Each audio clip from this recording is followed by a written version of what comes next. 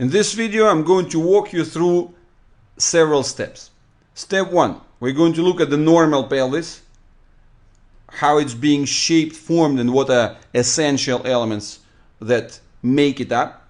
Step 2, we're going to look at the pelvis, the typical pelvis of a quadriplegic child, the one who eventually ends up under the knife of the orthopedic surgeon with all these massive interventions and screws and bone cutting and all this like brutal stuff.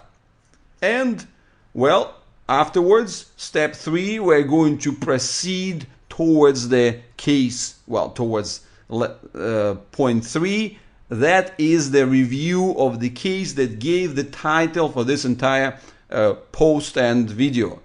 The mind-blowing freaking miracle. That's the comparison of the pelvic appearances, the x-rays of a child who has been 5.5 and then 6 years of age, quadriplegic child, severe quadriplegic child, and you're going to be able to see the typical specifics of a quadriplegic pelvis in October 2010 versus the massive transformations and very impressive, like mind-blowing improvements and the appearance of the signs of normality that we've been able to observe at the x-ray done 6 months later at the end of April of 2011.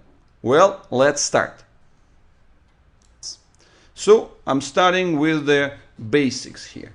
On the left, you're seeing the schematic drawing of the pelvis, the just picture from a textbook, and few elements to think about here. So this is the iliac bone, 2 of them, right? And here you've got the sacrum properly connected via the sacroiliac joints, and you can see the orientation, this triangular shape of the entire sacrum with the well visible coccyx at the end.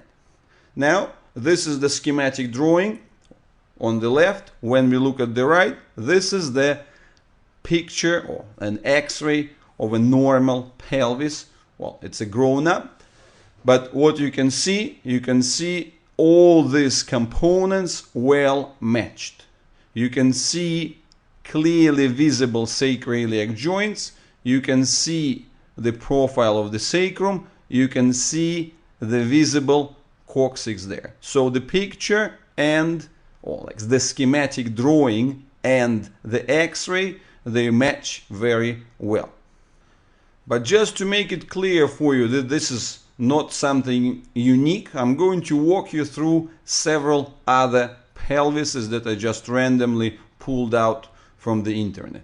So you can see the same story. Clearly visible sacroiliac joints, clearly visible separation between the iliac bones and the sacrum itself, and visible sacrum. Next picture, same story. Clearly visible sacroiliac joints, sacrum, and visible coccyx. Next picture, similar thing. So you can see that this is nothing unique. Okay, that's a broken pelvis. So there is nothing unique to this. And then actually this is a very important thing to focus on, because the focus that is being made and that drives the orthopedic assessment especially in quadriplegic children, is very, very zoomed in. It's like a keyhole perception. And actually, in many cases, you're going to see that your children get the x-ray, which is limited to this keyhole view and nothing else that could be seen about the pelvis. So actually, most often, under the false kind of premise of protecting your child from the excessive radiation, you end up having this keyhole view. There are some other cases when there is a different premise there.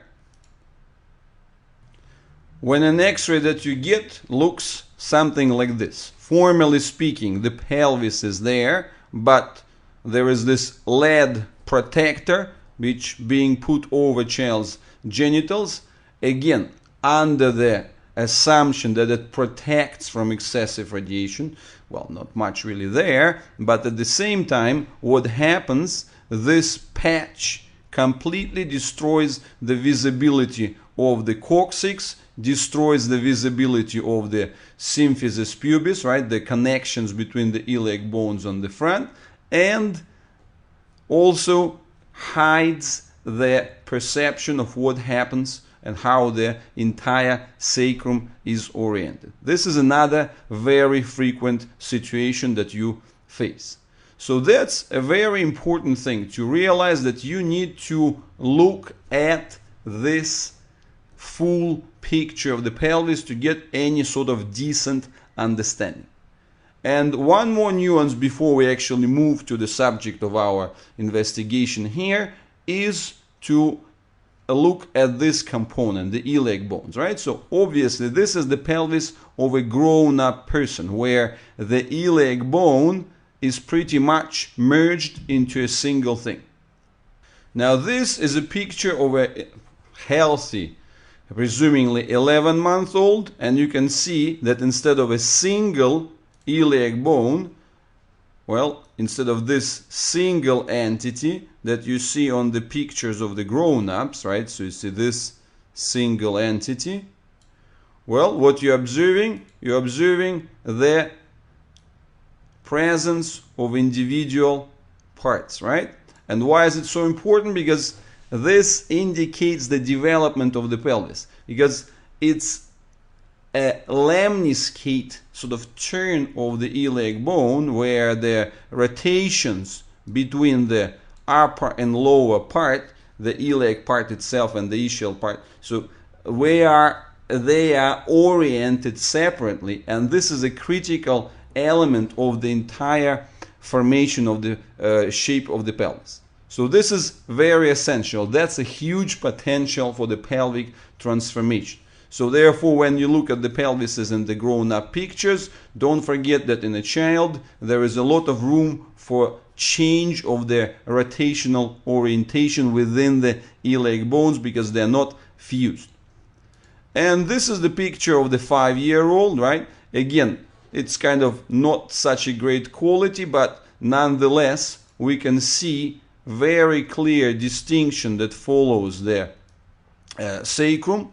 Then at the same time we can still see that there is room between two parts of the iliac bones, and then going further, you would also at the same time pay attention that the consolidation is taking place within it, right? Because this is like a 9 months old, right? So you see this is still very poorly shaped pelvis. It's a healthy 9-month-old, and you can see how small is this lower abdominal space.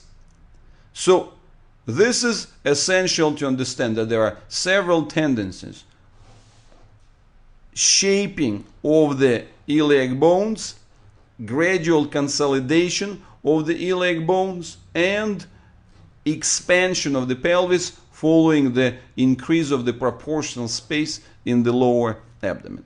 So that's the evolution, that's the transformation of the healthy person, that's the normal pelvis as you are looking at it. So once again, this picture gives you a good contrast, so it's easy to remember. Now let's have a look at the next stage. Well, what you're seeing on the right now, this is the picture of a pelvis of a quadriplegic child who is 13 years old. Well, yes, of course, the orthopedic focus here is going to be on the fact that this leg is completely displaced. But what is interesting for us in this particular picture, if we look from a larger scope with a sort of bird's eye view trying to evaluate the whole thing, what we are going to observe here, very clear difference. the pelvis is narrow and underdeveloped, it's extremely difficult to find the exact location of the sacroiliac joints. Everything is just sort of blurred and meshed together. You can hardly define any sort of the visible sacrum in this picture. And then you can also see that the opening of the pelvis is insufficient, deficient in itself. And if you look further, you see in this picture, these lower portions of the iliac bones are nice and proportional, well connected at the symphysis pubis. And here you can see a very obvious difference between the two. You can see that the entire bone, right, the entire iliac bone is more twisted on the left, kind of twisted internally. That's why this window is smaller and this one is larger. So, and that's the thing that corresponds to the displacement of the hip. But that's not really the main focus of this presentation. The main focus of this presentation is on the fact that healthy person evolves like this, right? Healthy person improves and gets this development of the pelvis, whilst the CP child, well, the quadriplegic individual in particular, instead of having this nicely shaped pelvis, has this mess. And as I already mentioned, that's a 13-year-old. Well, I appreciate your patience for sticking with me for that long, right, before actually seeing the miracle, but that's important to realize, right? So what we're observing on the left, that's that fused pelvis. The fused pelvis of the CP child of 13 years of age who end up in this cruel, brutal insertion of all the, well, metals and forceful placement of the head of the femur into this distorted pelvis. And well, it's not difficult to expect that this is not going to lead to anything good, because forceful insertion of the leg into this completely distorted and underdeveloped pelvis is not really changing the situation in any meaningful way.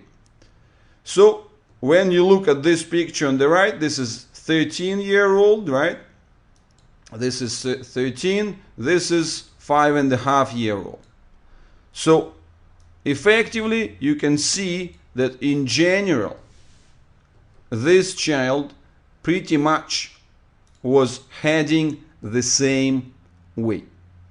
You can see that the definitions within the pelvis, between the iliacs and the lumbar, is very poor. The lumbosacral transitions are very poorly visible. The same story, you can see the significant discrepancy between the orientation of the lower parts of the iliac bones, right? So this one is turned inwards, this one is turned, well, it's a combination, it's a drop and the tilt. So basically the one on the left is more closed in, the one on the right is more just tilted outwards. So we see all types of this deficiencies within the structure of the pelvis itself. And on a side note, I want to highlight this element with a real focus, because this part, the orientation of the leg in respect to the pelvis, the one which is measured by the hip subluxation ideas, is of zero value unless the entire pelvis itself is taken into account. If the pelvis itself is underdeveloped, what's the value of measuring this percentage of the displacement? But let me get back to the main line of representation here. So that's clearly could be seen that this child on the right was heading the same way. And now let's see the transformation.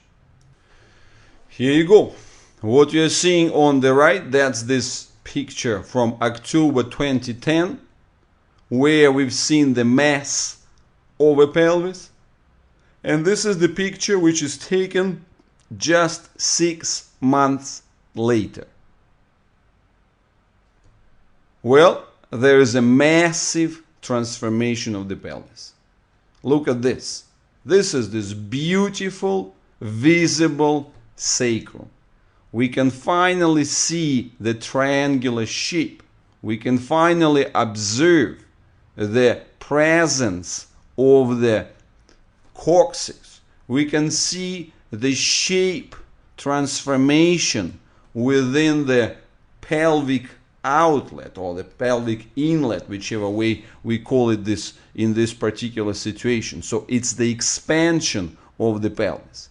And then we are also able to see how much the orientation of the iliac bones have changed from this picture, right, where they were clearly different and much more sort of vertically oriented. We are starting to see the horizontal orientation of this visible, let's put it simply, right? It's like the eyes, right? So you compare it, like for your own view, think of those foramens, right? Think of those as if there was a face with the orbits, right? So you can see that this is really a crossed eye picture, right? So the right and the left and the right, they don't match each other at all. The left one is higher, the right one is lower, the left one is more turned in, the right one is more roundish. Now, when you look at this picture from the perspective of comparing it like as two sets of orbits, of two sets of eyes, you're going to see a significant improvement of the overall shape and change of the entire pelvic orientation. This is huge. This is massive, right? It's the skeletal transformation at its most obvious. Sacroiliac joints. What are those, right? Those are joints which are not considered to be really movable. The joints between the so-called fused vertebrae of the that comprise the sacrum. What you can see visible lines. Again, that's the division. You can see the change of the orientation in the entire composition of the iliac bone, right? So what is it? That's showing you as this unified lemniscate, right? As this kind of figure 8-like oriented structure. It transforms and changes a sort of torsional orientation. And again, that's 6 months. And once again, I'm highlighting this fact. This child is older, right? It's half a year later. So basically, we can see massive opening of the pelvis, right? Right here. A significant, just amazing transformation of the pelvis that took place within half a year. And that's half a year, or actually to be precise, it's just 4 months, which were like beginning of middle of January to second half of April, where the egg work has been done on these structures. And then the fact is that if we look from this narrow box and say what happens here, right? What happens in this particular region? Well, formally speaking, it looks that the orientation of the leg, of the right leg, in the older picture versus the newer picture is somewhat poor. Because if you count the percentage of the positioning, it's slightly worse. And kind of the distance, visible distance from the iliac bone, at first glance, well, it has increased and therefore it looks scary for the typical orthopedic eye. But again, when we look at it from a proper perspective, we have to understand that that's a transformation of the entire pelvis, so that the leg is actually starting to reorient within it. And as the leg starts reorienting with it, that's a positive tendency, because also what you're starting to see, another set of the really good things, right? If I zoom in into this particular picture, you're going to see that here the roofs, right, they're starting to look more meaningful as opposed to this older picture.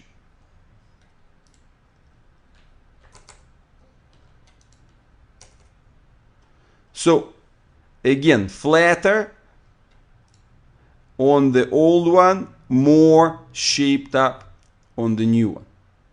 Well, that's a positive transformation, where you can see how the pelvis changes translate into the improvement of the potential alignment or potential sort of composition of the iliac bone.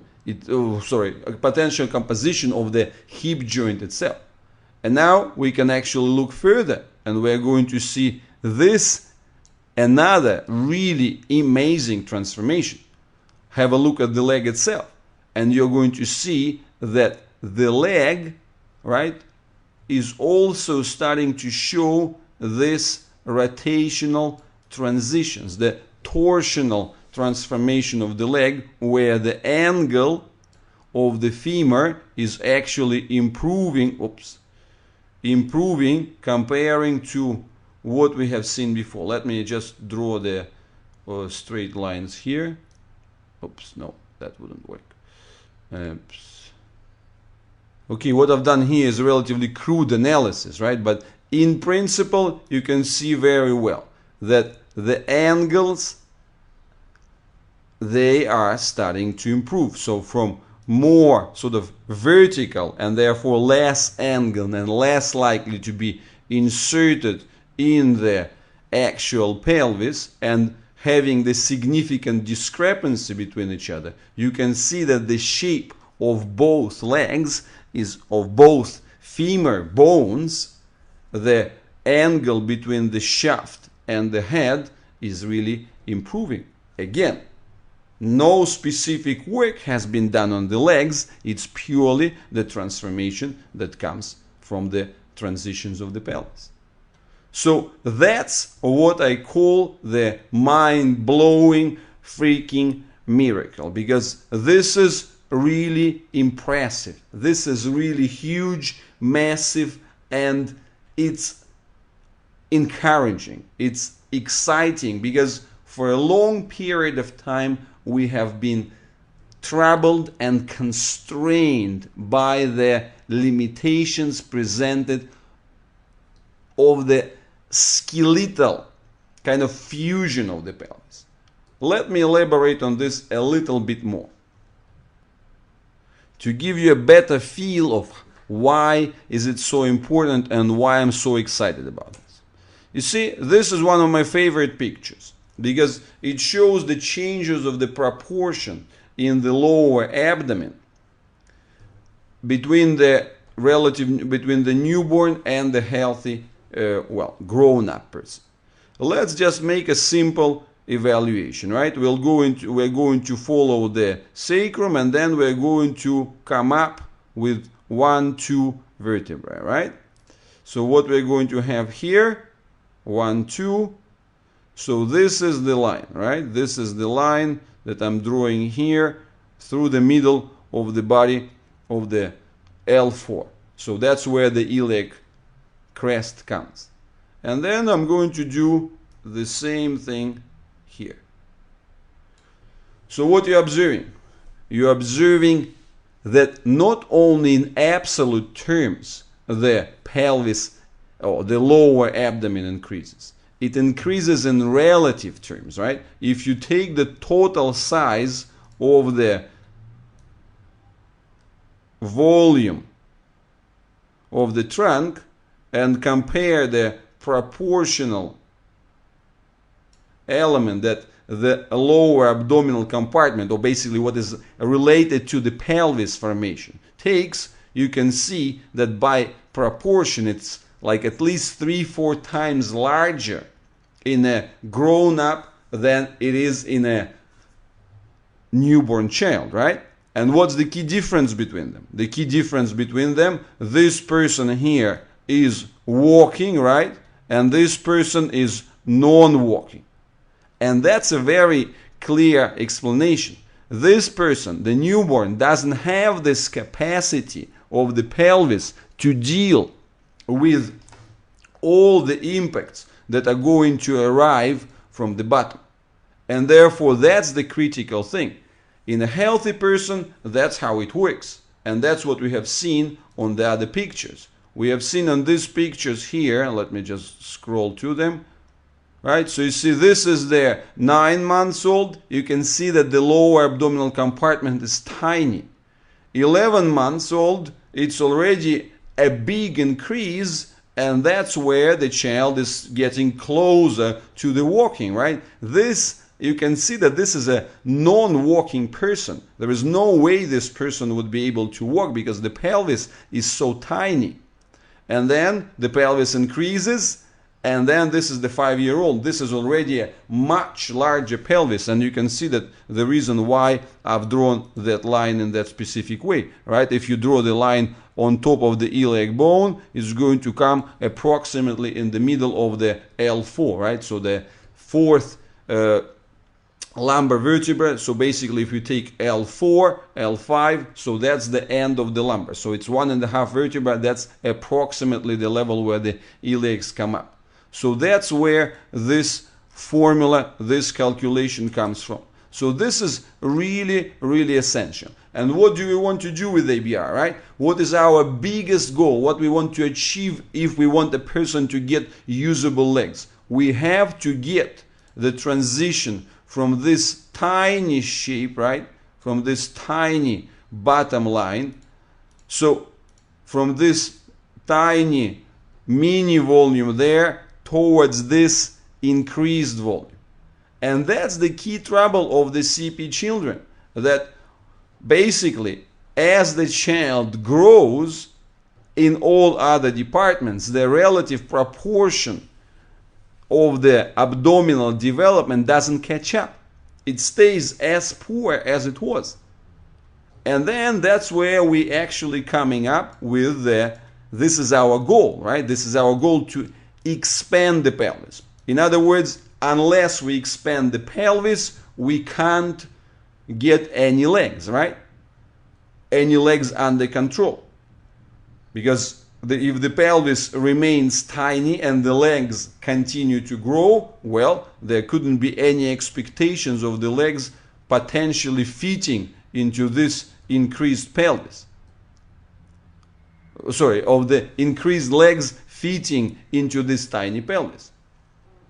And this is what you see on the pictures of the healthy individuals. The pelvis is large, open, and it incorporates the legs. And also this picture is good to understand, right, what I was just saying earlier, that this is the more vertical primitive angle, which is not compatible with walking. This is a more advanced inclined angle, right? So therefore, whenever we move from this towards this, that's a progress. And that's exactly what we've seen on these comparative pictures. You see, as the angle improves, we are getting better. Now, let me get back to what I was trying to say earlier. As you can see here, the pelvis of a severe quadriplegic individual, as the age advanced, it hasn't improved much. It hasn't opened up sufficiently. So, and this is the key challenge. This is the key restriction that we've been unfortunately facing. That at a certain stage, when we were trying to use the conventional ABR methods, right? And conventional ABR methods Well, the classic ABR is based on the approach where we work at the soft tissue strengthening within the lower abdomen, and by strengthening the lower abdominal compartments and, well, the compartments, the posterior compartments of the waistline, sort of at the lumbar level as well, we are creating this internal expanding drive to open the pelvis up. But on the other hand, we work against the constraints, because as the child ages, and in general, the CP child actually gets the ossification, right? The conversion to bone, the development of the bone much faster. See, ossification is the description of this process. This is a 9-month-old. We see much less of the visible bones, right? And they're much less white. This is the 11-month-old, significantly more of the visible bony structures, right? Denser structures. This is 5 years old. This is way more dense. So that's the ossification, right? Ossification, conversion into bone. From, say, soft mineralization, getting extra density. So this is the challenge that we face. That when we are doing the classic ABR and the connections within the pelvis are relatively soft and ready to sort of have at least some gel-like yield in them, then the pelvis expands and transforms, and we get the smooth ongoing transformations of the pelvis. But in many cases of the kids with severe quadriplegic situation, it's like as if we have a steel wire, that stiff pelvis, right? A ceramic steel pelvis, like a steel wire surrounding a growing tree. If you put a sort of a rubber band or just, I don't know, a regular cloth around the growing tree, the tree is going to expand it, right? The tree is going to expand and stretch it and basically make it conform to the shape of the tree that as it expands from within. But if we surround the tree with the steel wire, well, then the tree is not capable of pushing it apart. And that's the case. This is the trouble that we often face. And that's the thing that has been bugging me for years. And that's why I'm so excited to see this transformation. That it is possible to see that within a relatively short, like really short space of time, such a massive transformation of the pelvis is possible in a severe quadriplegic case. This is really, really exciting. And of course, we are now just at the early stages of this technique implementation. It's, well, we will be developing, we will be shaping the optimal technical skills that you needed and so on, because this is a child who had our sort of Greek superstar gentleman Alex working with him, so the person with the extremely well-developed technique, and that's why this massive transformation became possible within this short space of time. So my message to you is very straightforward. I hope that you can see the reason for my excitement. I hope that you can see the reason why I'm so encouraged about the usage of the new materials, the new tools in those extremely dense areas. And I'm also encouraging you to take it practical. Take 2 practical ideas on board. Idea number 1. Well, try to shape up your schedule in such a way that you will be able to attend the lessons in the forthcoming summer and early autumn sessions, so you'll get the learning of these new techniques. That's one element. And the second thing, I just want to remind, skill is the difference maker. Consistent quality skill which allows you to zoom in and to get the right applications, maximize the impact. That's a big difference maker. It could be like at least 3-4 times the speed of the change, right? And therefore, this is my second message.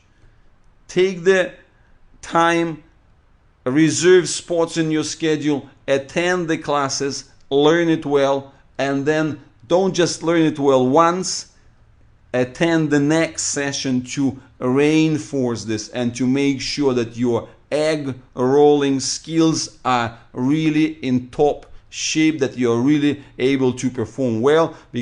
And I hope that these pictures are going to serve as the major encouragement for you.